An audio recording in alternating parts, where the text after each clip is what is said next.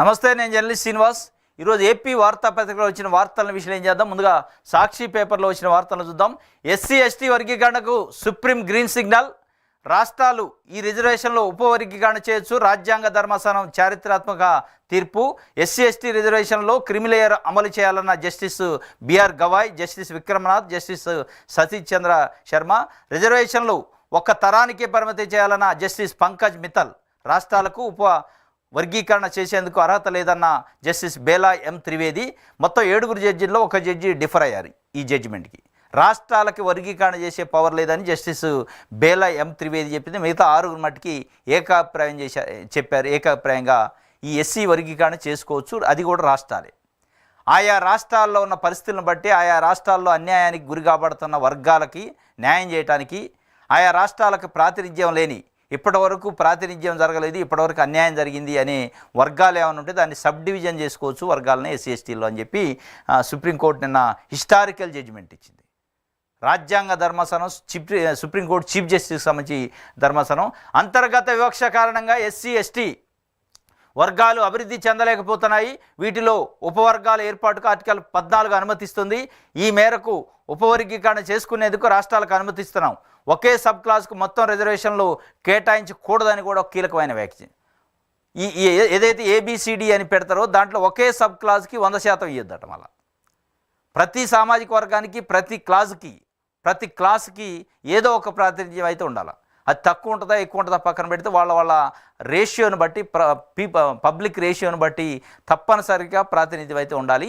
కానీ జీరో చేయొద్దు, ఎక్కడ కూడా ఏ వర్గాన్ని జీరో చేయొద్దు, ఏ వర్గాన్ని 100% చేయొద్దు అనేది కూడా స్పష్టంగా చెప్పింది. ఏ సబ్ క్లాసుకు రిజర్వేషన్ ఫలాలు అందడం లేదన్న డేటా ఆధారంగా వర్గీకరణ చేయాలని సూచన. ఎవరికి ఇప్పటివరకు రిజర్వేషన్లు సరిగా అందట్లేదనే డేటా ఆధారంగానే చేయాలని చెప్పింది. 2004 నాటి ఈవి చెన్నయ్య కేసులోని తీర్పును పక్కన పెట్టిన ధర్మాసనం 7 జడ్జీలలో 6 అనుకూలంగా 1 వ్యతిరేకంగా తీర్పు. రాష్ట్రాలు తగిన మార్గదర్శకాలు రూపొందించుకోవచ్చు అనే సూచన. మొత్తానికైతే ఒక 30 సంవత్సరాల కళ నెరవేరింది. మన తెలుగు రాష్ట్రాలకు సంబంధించి ప్రత్యేకంగా మాదిగ సోదరులు ఎంఆర్పిఎస్ అనే ఒక సంస్థని 1994 జూన్ 7న ఒక ఉద్యమాన్ని స్టార్ట్ చేశారు. ఒక ఆర్గనైజేషన్ పెట్టుకున్నారు, మాదిగ రిజర్వేషన్ పోరాట సమితి. ప్రకాశం జిల్లాలో 1994 జూన్ 7 రోజు స్టార్ట్ చేసిండు మందకృష్ణ మాదిగ ఆధ్వర్యంలో. ఆ రోజు నుంచి ఈ రోజు వరకు ఏదో ఒక రూపంలో, ఏదో ఒక దగ్గర, ఏదో ఒక పద్ధతిలో ప్రభుత్వాలపైన పోరాటం చేస్తున్నారు. మమ్మల్ని విభజించండి ఏబిసిడీలుగా, మాకు అన్యాయం జరుగుతుంది. భారతదేశానికి స్వాతంత్రం వచ్చినప్పటి నుంచి ఈ రోజు వరకు కూడా మేము అన్యాయానికి గురైనాము. అటు విద్యలో, ఉద్యోగాలలో మా వర్గాలు వెనకబడి ఉన్నాయి, ఇంకా వెనకబడి ఉంటున్నాయి. కాబట్టి మాకు సపరేట్ సబ్ డివిజన్ చేయండి అని చెప్పి పోరాటం చేశారు. ఆ పోరాటం ఫలితంగా చంద్రబాబు నాయుడు గారు ఉమ్మడి రాష్ట్రానికి ముఖ్యమంత్రిగా ఉన్నప్పుడు 2004 సంవత్సరంలో జస్టిస్ రామరాజు ఏదైతే ఇచ్చిండో ఆయన నివేదిక ఆధారంగా, ఆయన రిపోర్ట్ ఆధారంగా అమల్లోకి తీసుకురావడానికి ఒక జీవో చేసిండు ఏబిసిడి వర్గాలను చేసి. అది ఒక 4 సంవత్సరాల తర్వాత ఈ జీవి చెన్నయ్య అనే వ్యక్తి దాన్ని వ్యతిరేకిస్తూ కోర్టుకు పోయిండు. దాన్ని కొట్టేసింది సుప్రీంకోర్టు.